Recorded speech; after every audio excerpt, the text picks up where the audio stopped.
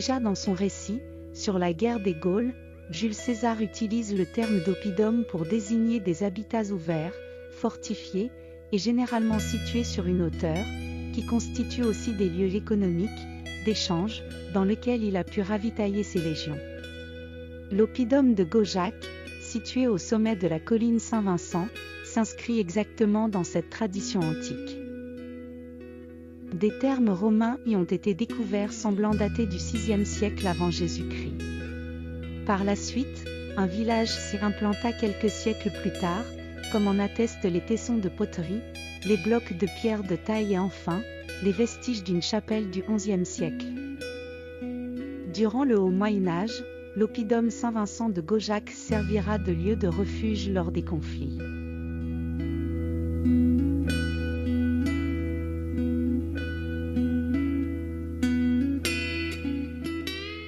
Aujourd'hui, il sera le lieu idéal pour vous évader le temps d'une balade, pareil à un voyage dans le temps.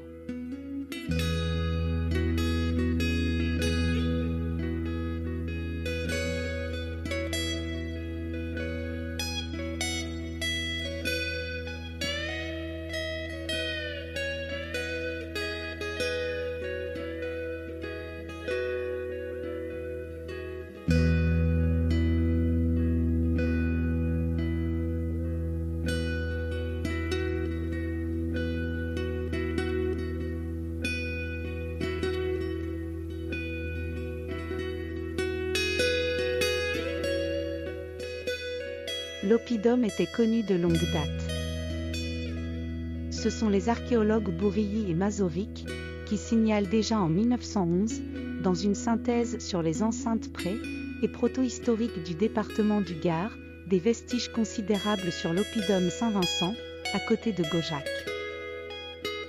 Les termes romains ont été découverts bien après, en 1974 par Jean Charmasson et Dominique Cano, premiers fouilleurs de l'oppidum. Les termes ont été mis à jour dans leur totalité par les équipes de la Société d'études des civilisations antiques de la Basse-Vallée du Rhône, sous la direction de Jean Charmasson avec la collaboration de Dominique Cano, à partir de 1975 jusqu'en 1984, puis de 1984 à 1988, puis ont finalement été achevés en 1998.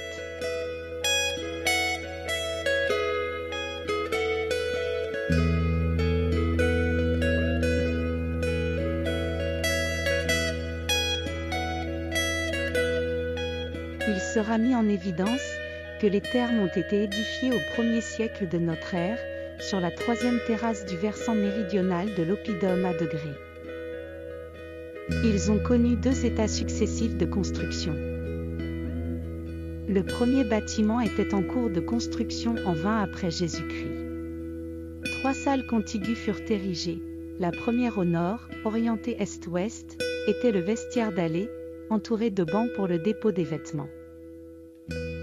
Les 2 autres mosaïquées, orientées nord-sud, attenantes et perpendiculaires au sud du vestiaire étaient chauffées.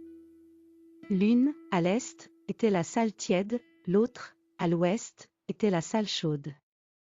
Celle-ci était dotée d'une abside semi-circulaire logeant une vasque à ablution, seul point d'eau de l'établissement.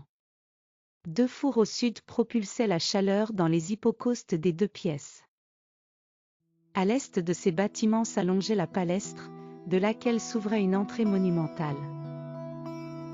La difficulté de fonctionnement des thermes dans son premier état tenait à la quasi-absence de l'eau. La réalisation d'un réseau hydraulique souterrain et aérien sera mis en construction au cours de la seconde moitié du 1er siècle. Ce réseau permettra l'alimentation en eau de l'ensemble thermal.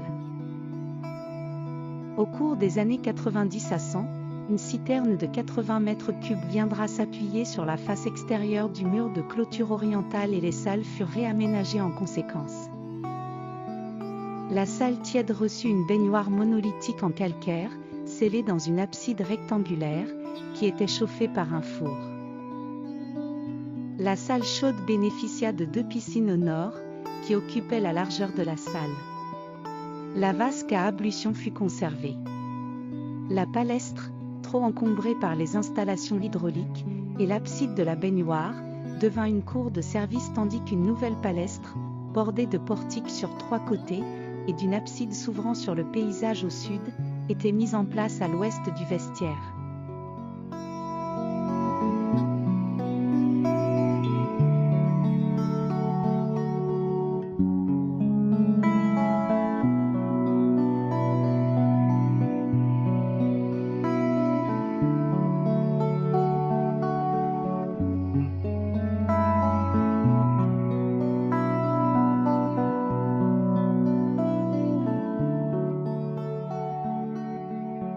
Vers 210 ou 220, des secousses sismiques endommagèrent gravement les structures méridionales de l'établissement thermal mettant fin à son fonctionnement. La partie nord, restée intacte, devint un sanctuaire dédié à Fortuna, déesse de l'abondance, ce qui ajouta un lieu de culte à la ville sacerdotale. La statue de la déesse a été retrouvée à l'emplacement de la citerne. Sur une terrasse basse, au nord de la cour de service, se dressait probablement l'autel. Le reste de l'espace était réservé au dépôt des offrandes. Enfin, le portique nord de la palestre et le vestiaire furent réorganisés pour l'hébergement des pèlerins.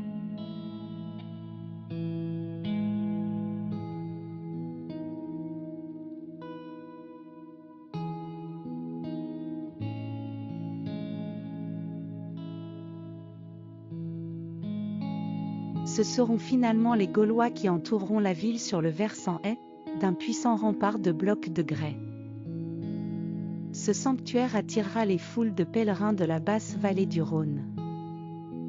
Les Samnagenses nouèrent des relations commerciales intenses avec Marseille. Leurs commerçants procuraient aux Phocéens les céréales et les minerais dont ils avaient besoin, et en échange, ils recevaient du vin et des céramiques. Après la chute de Marseille, en 49 avant Jésus-Christ, Rome éleva l'oppidum au rang des chefs-lieux de cité, qui administraient un territoire qui englobait les vallées de la Tave et de la Cèze.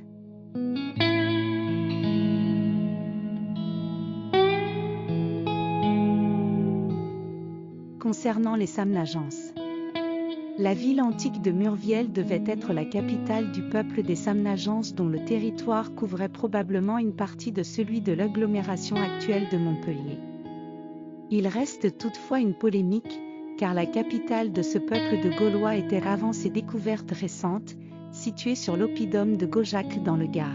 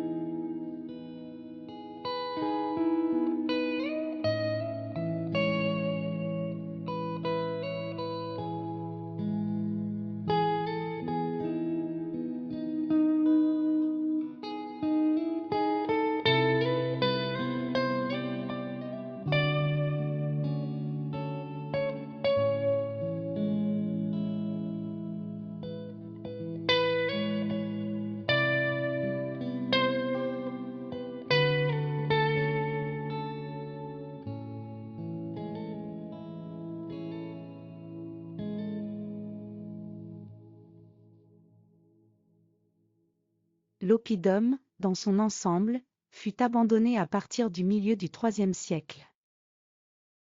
Il développa alors un programme d'urbanisme prestigieux à la mesure de son statut de capitale.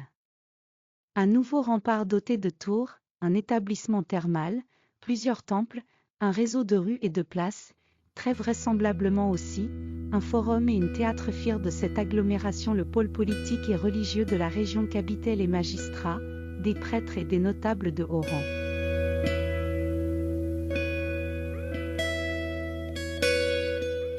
on peut voir sur le site les vestiges de la tour Trajan, des bains romains et du temple d'Apollon qui datent de cette époque de splendeur. Comme déjà dit, c'est un séisme, survenu vers 210, qui ébranla le site fragilisant ou détruisant ses monuments. Vers la fin du IIIe siècle, il fut abandonné. Au Ve siècle, des réfugiés de la plaine rhodanienne fuyant l'envahisseur wisigoth réoccupèrent les anciennes constructions. Enfin, du Xe au XIIIe siècle, une communauté de carriers et de tailleurs de pierre groupés autour d'une église dédiée à Saint Vincent, exploitèrent comme carrière les édifices du Haut Empire.